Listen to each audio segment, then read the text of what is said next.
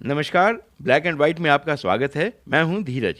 आज के इस एपिसोड में हम बात करेंगे रफ़ी साहब की गायकी की एक ऐसी खास विधा की जिसकी वजह से उनके गाए गाने बुलंदियों का आसमान छूने लगते थे।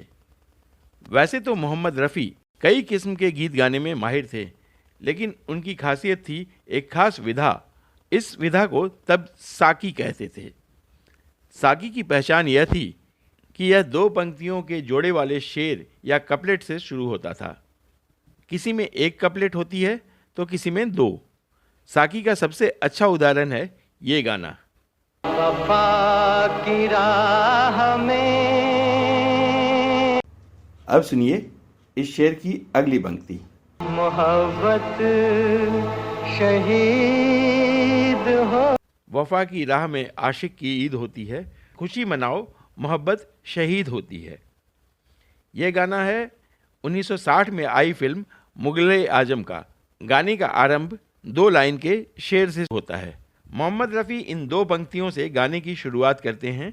इसके बाद यहाँ से गाना उठता है, जिंदाबाद जिंदाबाद। फिर रफ़ी साहब की आवाज़ और ऊंची, दमदार और बुलंद होती जाती है।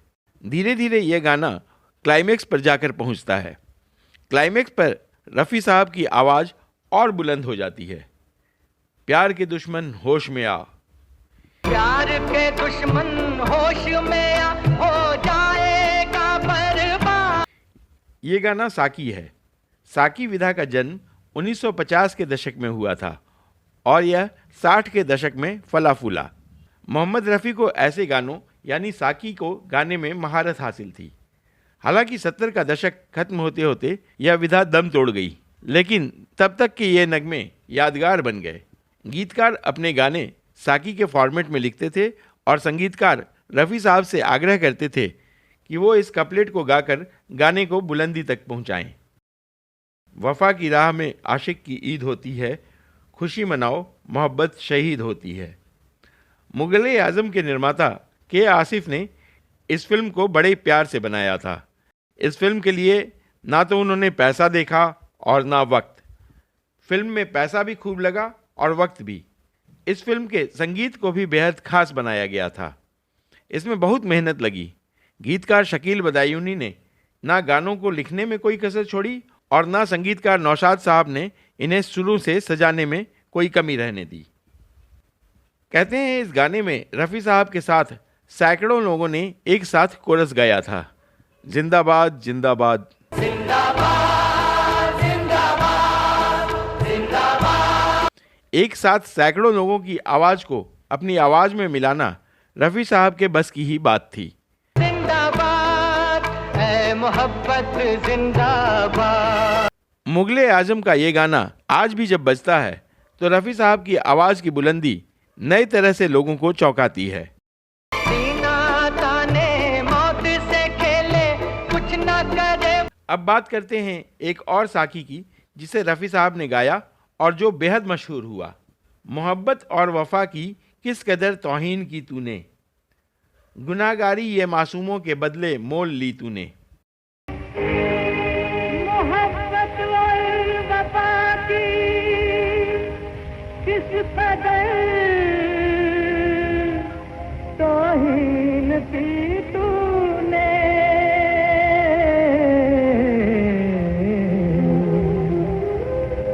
गुनाहगारी ये मासूमी के बदले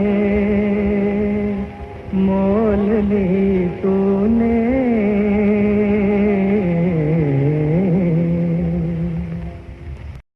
ये गाना था 1953 में आई फिल्म खोज का।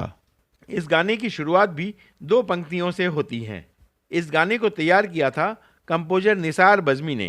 चंदा का दिल टूट गया है, रोने लगे हैं सितारे।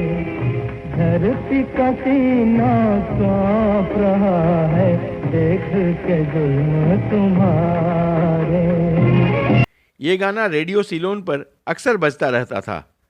निसार बज़मी का करियर भारत में जोर नहीं पकड़ पाया था और जानकारों का कहना है कि वे रफ़ी साहब के इस गाने की फीस देने की स्थिति में भी नहीं थे।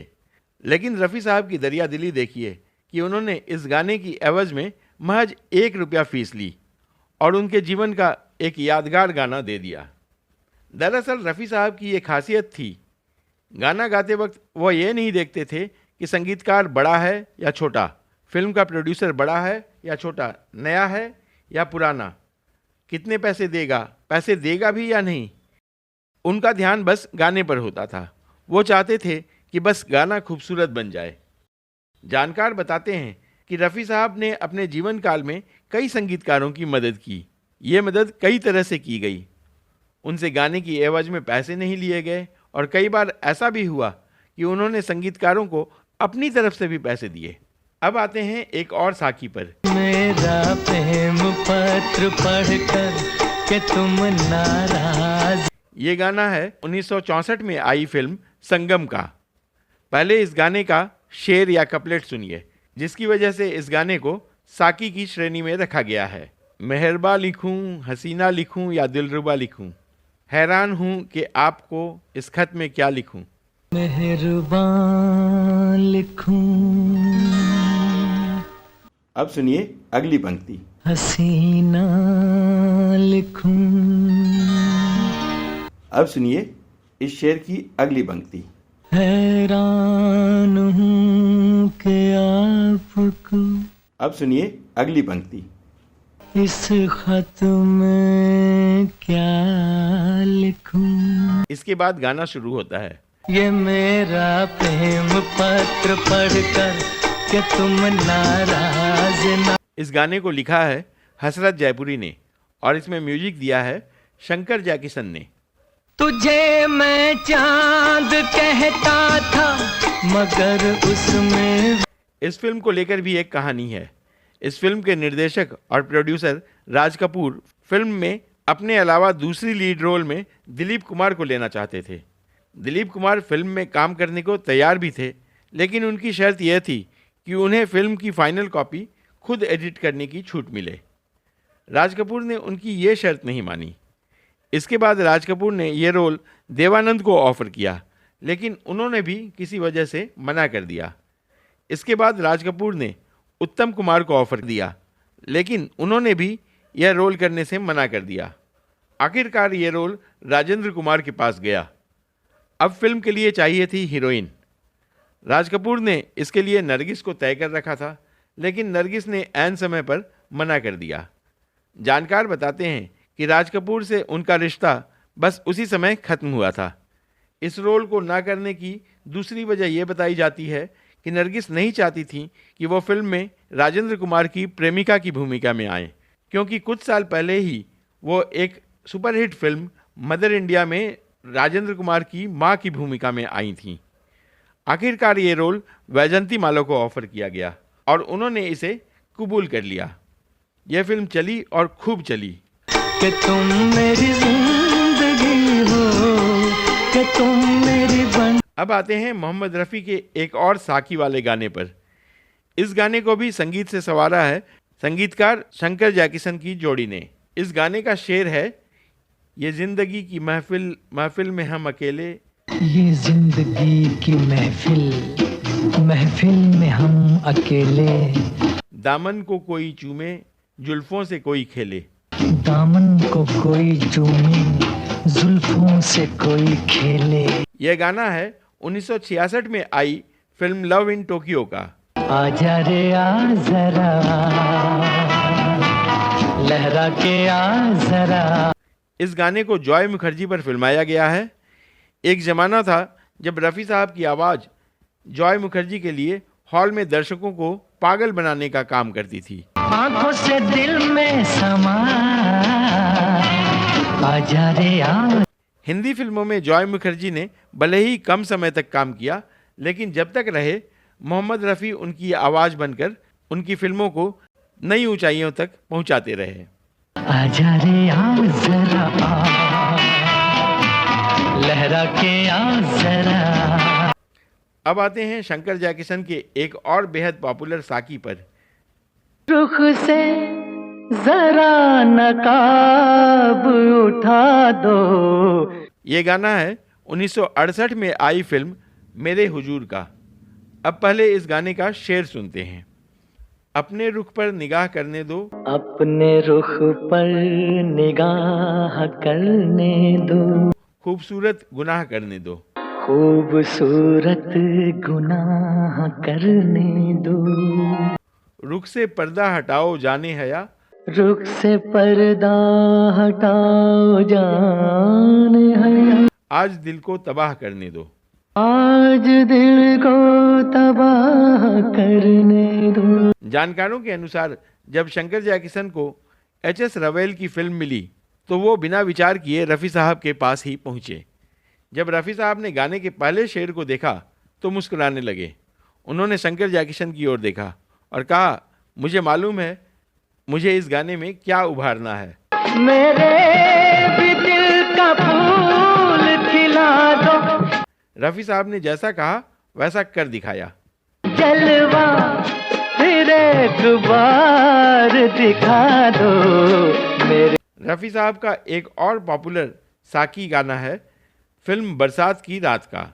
एक शम्म तमन्ना साथ तो है, क्या गम जो अंधेरी है रातें, क्या गम जो अंधेरी है रातें, कुछ और सहारा हो कि न हो, कुछ और सहारा हो कि न हो, हाथों में तुम्हारा हाथ तो है।